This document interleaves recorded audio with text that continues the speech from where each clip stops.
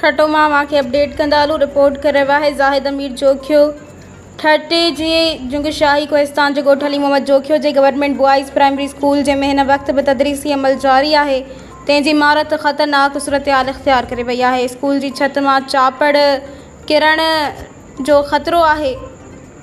ताज़ो पियल बरसातुनि वेतर मासूम शागिर्दनि ऐं उस्तादनि जी ज़िंदगियुनि खे ख़तरे में विझी छॾियो आहे ऐं शागिर्द उस्ताद ऐं माइट हिन वक़्तु ख़ौफ़ में वरितल आहिनि। स्कूल जे उस्ताद सनाउल्लाह जोखियो मूजिबि DEO प्राइमरी ठटो खे स्कूल जी ज़बून हाल छित ऐं उन मां निकिरंदड़ चापड़नि बाबति अॻुवाट इतला ॾिनो वियो आहे, पर अञा ताईं को बि खड़तेल न निकितो आहे। यादि रहे त हिन वक़्तु स्कूल जी छित मुकमल कमज़ोर थी चुकी आहे, जंहिं सबबि कंहिं बि वक़्तु को वॾो हादसो पेश अची सघे थो। स्कूल में पढ़ंदड़ शागिर्दनि जे वालिदेन जमा ख़ान जोखियो, हाजी गुल मोहम्मद जोखियो, ताज मोहम्मद जोखियो, अलाडिनो जोखियो ऐं ॿियनि तालीम खाते जे आला अमलदारनि समेत DC ठटो ऐं ॿियनि वसुवारनि खां मुतालबो कंदे घुर कई आहे त फ़ौरी तौर ते तहरुक वठी स्कूल जी मरम्मत कराए ॾिनी वञे ऐं ख़ुदा न ख़्वास्ता जेकॾहिं असांजे ॿारनि खे कुझु बि थियो त उन जी समूरी ज़िम्मेवारी तालीम खाते जे ज़िले अमलदारनि ऐं इंजीनियर एजुकेशन वर्क्स ठटो ते हूंदी।